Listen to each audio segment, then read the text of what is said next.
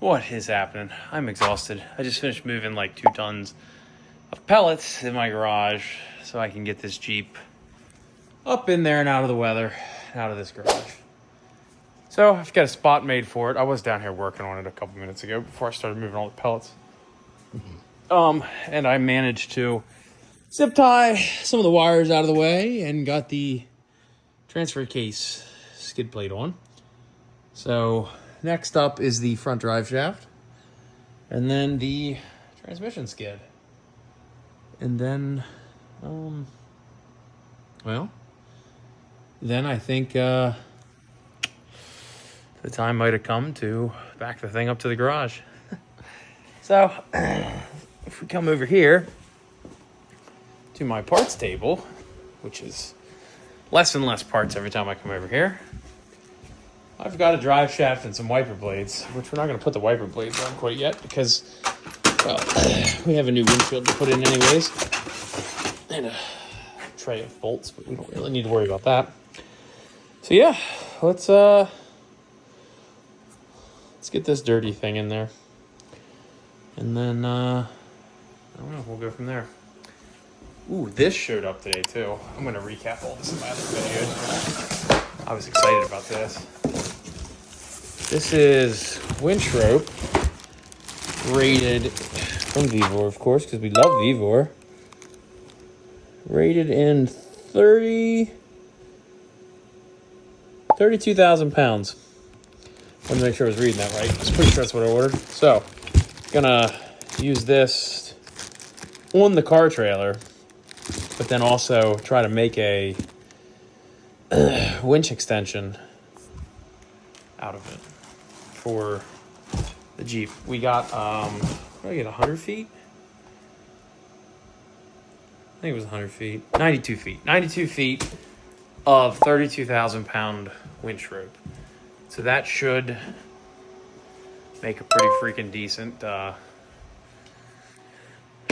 winch extension, so we're not pulling so much, unspooling that winch to pull quite so much cable, you know, when we're winching Seneca rocks. So, but I'll go through all that in the video I'm going to make on prepping the XJ, because that's coming up next. So, all right, let me get this drive shaft in.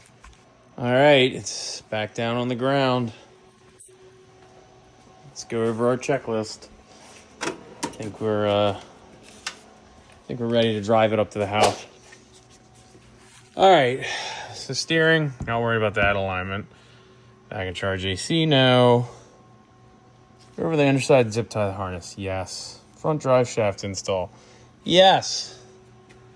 Winch plate, no. Front bumper, no. No. Ooh, we got them tight, so we're gonna leave that off for now. Rear bumper, it's not bolted all the way on, but it's hanging in there for right now, so we're gonna leave that okay. Both front fender liners, they're in there. I'm not gonna bolt them in yet. It's not going anywhere. Center clamp the exhaust, no. But